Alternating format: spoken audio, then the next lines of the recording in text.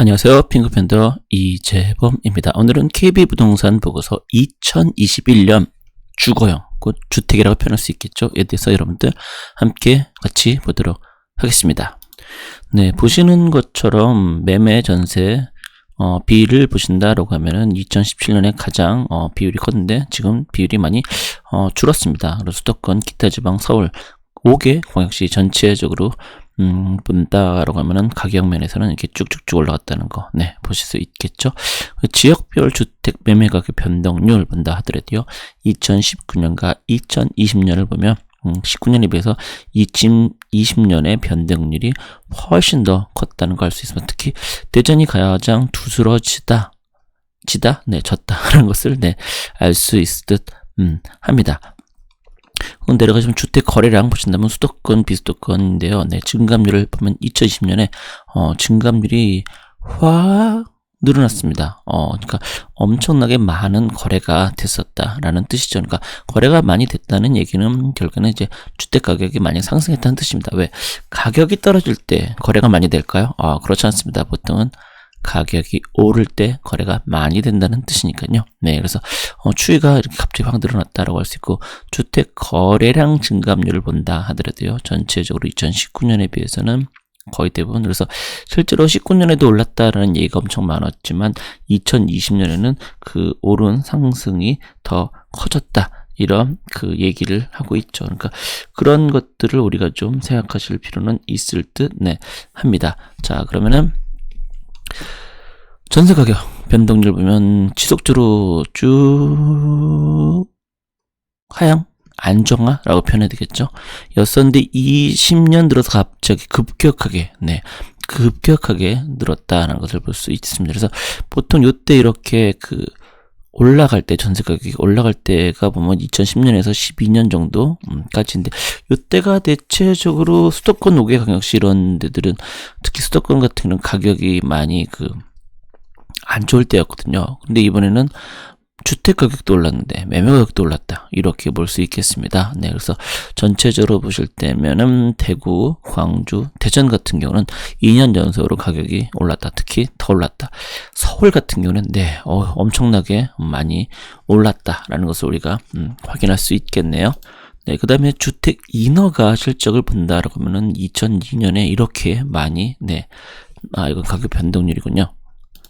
네, 전체적으로 이렇게 됐었는데요. 보시면은 수도권이 전체적으로 이때 많이 됐다가 점점점 줄었다가 2015년에 많이 됐다가 점점점 인하가 적었다라는 것을 볼 수 있습니다. 비수도권도 특히 2020년을 보면은 지난 20년만 놓고 본다 하더라도 역대급으로 적다는 게 인허가가 알 수 있겠네요. 그런 다음에 입주 물량을 본다라고 하더라도 이때 평균, 이때 평균, 이때 평균, 이때 평균이다라고 할 수 있는데, 확실히 입주 물량은 그 이전에 쌓여 있는 것들이 좀 많다 보니까 좀 상대적으로 많았다라고 할 수 있어. 2018년도에 정점을 쳐서 점점점 내려가는 추세가 돼서요. 과연 여기까지 내려갈까라는 사람들의 걱정도 있는데, 여기까지는 안 가고 한 여기 정도까지는 갈 수 있지 않을까라는 개인적인 생각을 합니다. 왜?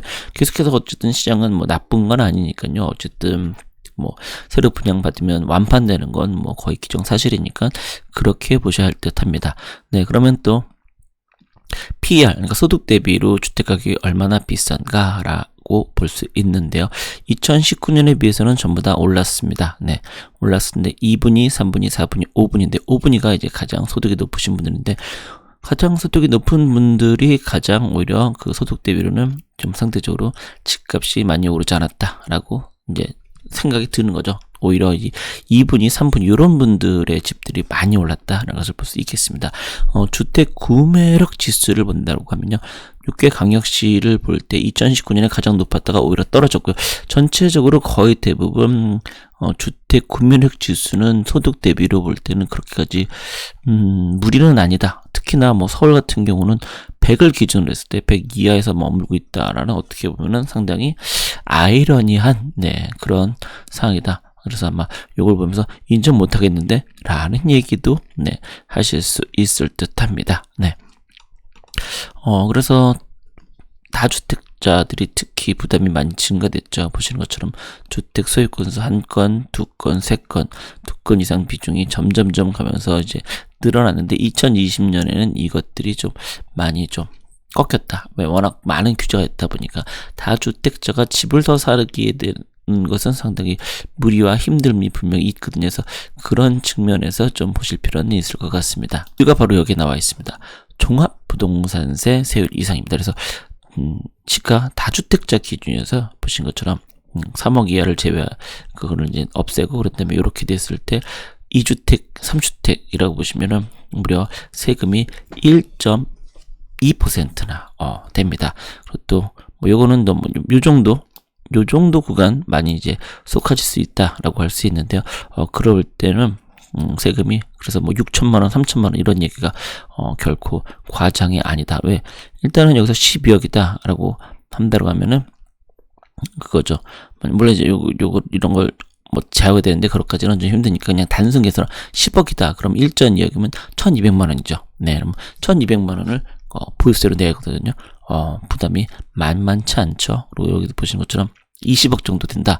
20억 정도 된다라고 하면은 이제 강남의 웬만한 아파트라고 할 수 있는데 그렇게 볼 땐 무려 2.2%입니다. 그럼 20억이면은 224 4천만 원. 네, 4천만 원. 그러니까 3천만 원, 4천만 원 세금을 강남에 있는 분들은 내야 된다라는 물론 이제 이건 2주택, 3주택이기 때문에 이거보다 좀 낮긴 하지만 그래도 결코 만만치 않은 금액이죠. 사실은 그렇게 보실 수 있겠습니다.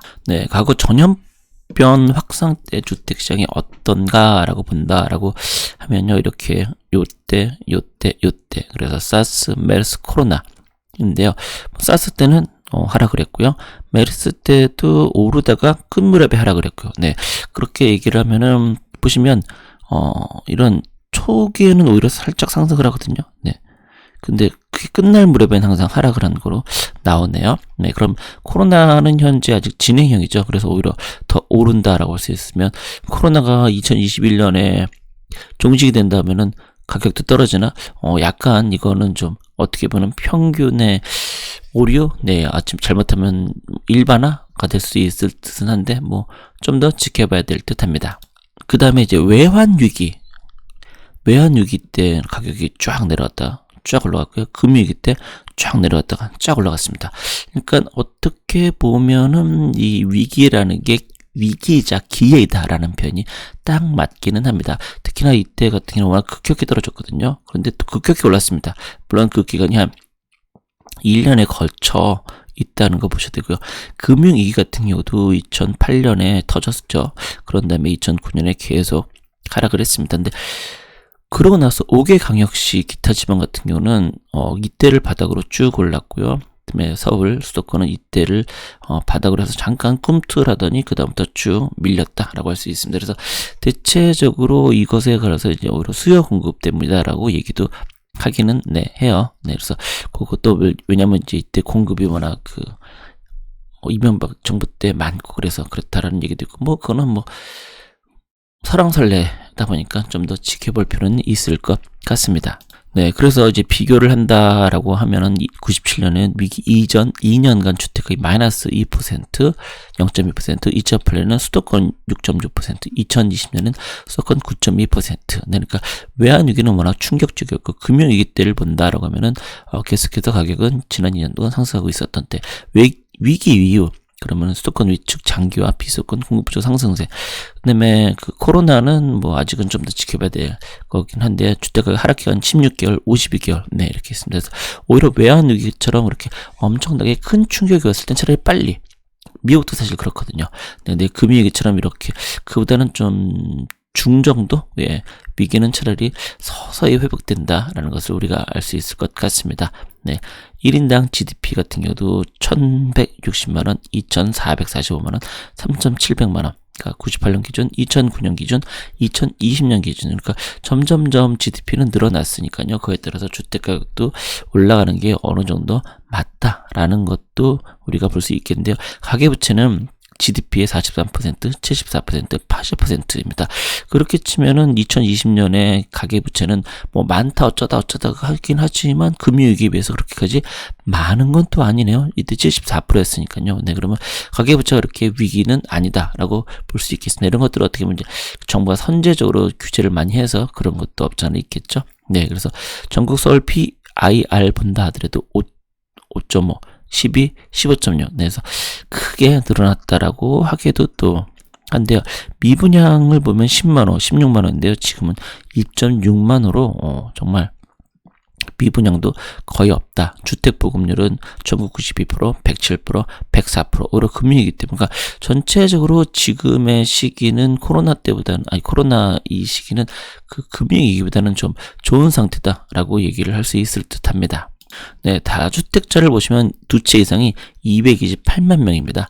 2012년 대비 무려 40%나 증가했는데 주로 서울 경기에 거주한다라고 되어 있네요. 그러니까 확실히 모든 돈은 서울 서권에 모여 있다. 근데 또 그 분들이 또 집은 전국적으로 사기도 하니까요. 그래서 거주 분포를 보면 경기, 서울, 경기가 제일 워낙 인구도 많으니까요. 서울 이런 수도로 돼 있고 서울 아파트 매입자의 거주 지역이다라고 하면은 서울넷하고 동일구, 그러니까 합쳐서 서울이겠죠. 거의 대부분 서울 사람들이 서울 아파트를 샀다라고 할 수 있겠죠. 그리고 서울 이해 분들이 샀다라고 하는 것들은 뭐 비중은 거의 비슷한 것 같습니다. 항상 대신 외지인의 비중이 점점점 늘어난다는 것은 또 특징 중에 특징이라고 할 수 있겠네요. 그러니까 그만큼 지금 서울 아파트는 많은 분들에게 약간 좀 꿈과 희망 이런 것들의 어떤 로망처럼 전국적으로 좀 생각들을 하고 있어서 이게 좋은 건지 나쁜 건지는 잘 모르겠습니다. 네, 보유세를 본다고 하면요. 서울 평균은 2주택과 1주택 차인데요. 2주택자가 확 올라가고요. 강남구는 어마어마하게 금액이 올라간다는 걸 볼 수 있습니다. 송파구, 마포, 그러니까 전체적으로 2주택자만 된다 하더라도요. 내야 될 보유세가 어마어마하게 올라간다는 걸 알 수가 있겠죠. 네, 특히 강남구, 와우. 이게 단위가 100만원이니까 100만원, 1000만원이잖아요. 네, 그러니까 6천만원이라는 얘기를 하는 게 결코 거짓말이 아닙니다. 그래서 실제로 2020년 요 정도였었는데 21년, 22년 네 그러니까 이러다 보니까 2주택을 갖고 있으면서 그냥 팔고 싶은데 또 이제 연소득세가 또 걱정이 있다 보니까 네 좀 힘든 게 아니라라고 생각이 좀 듭니다. 어떻게 될지는 좀 더 지켜봐야 할 듯합니다. 이러다 보니까 이제 증여가 많이 일어났다라고 하는데요. 실제로 보면은 전국과 서울을 본다라고 할 때 증여 비중이 2009년에 비해서 2020년에 급격히 늘어난 걸 볼 수가 있겠습니다. 서울만 놓고 본다 하더라도 서초, 강남, 송파, 강동 이쪽이 거의 20% 거의 가깝게 증여가 많이 이루어졌죠. 뭐 관악 이런 데는 증여가 거의 없습니다. 증여가 거의 없는 데가 공교롭게도 관악이 제일 증여가 없었네요. 제일 많은 데는 서초가 제일 많았다라고 할 수 있습니다. 그래서 뭐 양천, 용산, 동작, 종로 뭐 이런 쪽들 거의 대부분 증여가 그러니까 이쪽들이 좀 아파트나 집값이 좀 비싼 곳이도 상업지기도 하고 그래서 이런 것들은 증여를 많이 이루어졌다. 부럽다. 이렇게 얘기를 할 수 있겠네요. 그래서 2030 세대가 20세대는 좀 아직 아닌 것 같기도 하지만 어쨌든 30세대를 본다라고 하면 30대 비중이 확실히 많이 늘어났다는 것을 우리가 전체적으로 볼 수 있습니다. 그래서 어떻게 될지는 뭐 좀 더 지켜보기는 해야겠지만 결국에는 어쨌든 이분들이 이러다간 집을 내가 못 사겠다. 더우로 그냥 사버리자라는 분들이 결국 많아져서 이런 일이 난 것이 아닌가라고 개인적으로 생각을 합니다. 연령대별로 본다 하더라도 30대, 40대, 50대는 당연히 40, 50대가 가장 많은 비중을 차지하죠. 특히 40대가 워낙 제일 많이 그러니까 대부분 이제 어느 정도 사회에서 직장에서도 어느 정도 이제 돈을 꽤 벌고 모아놓은 상태고 또 아이들도 크고 그러다 보니까 이제는 집 하나 정도는 사야 되지 않냐 하는 게 보통 40대에서 40대가 원래 가장 많이 구입을 하는데 보시는 것처럼 30대가 급격히 추격을 했었습니다. 물론 했었다라는 표현한 거죠. 그 다음에 좀 떨어지긴 했었으니까요. 아파트 거래량 본다 하더라도요. 전체적으로 30대들의 이런 폭풍 거래, 폭풍 매수 이런 것들이 좀 눈에 보였다라고 할 수 있을 것 같습니다.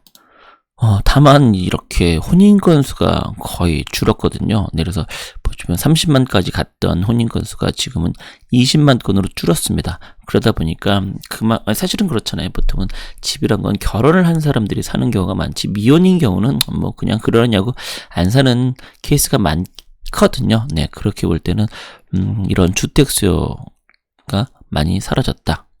가구주 연령별 본다 하더라도 주택 보유를 당연히 이렇게 나이가 많을수록 늘 수밖에 없다라고 할 수 있겠습니다. 네, 5대 광역시 주택 매매 가격 변동률을 본다라면 네, 대전이 네, 급격하게 계속 유일하게 오랜 기간 동안 바닥이었다가 서서히 끓더니 19년에서 20년에 확 치고 네, 엄청난 상승세를 보였죠. 그다음에 대구, 그다음에 울산 같은 경우 완전히 바닥을 뚫고 지하 갔다가 지하 몇 층까지인지 모르는데 갔다가 갑자기 또 전체 2020년에는 전부 다 5대 광역시가 전부 다 상승 추세로 변했다. 그나마 그 광주가 좀 그 상승 비율이 좀 적다. 요 차이가 있고요. 그 외 기타 지방 같은 경우도 전체적으로 2020년 들어서 네, 그래서 이런 얘기를 하죠. 서울 서권을 계속 하다가 그 서울 서권 규제가 너무 많아지다 보니까 이 투자자들이 전부 다 그 곳으로 갔다. 뭐 그 말도 완전히 틀린 건 아닙니다만 저는 늘 말씀드린 것처럼 매매 가격을 결국에는 상승시키는 거는 누가 하는 거죠? 당연히 실거주할 실수요자들이 결국 하는 거라서요.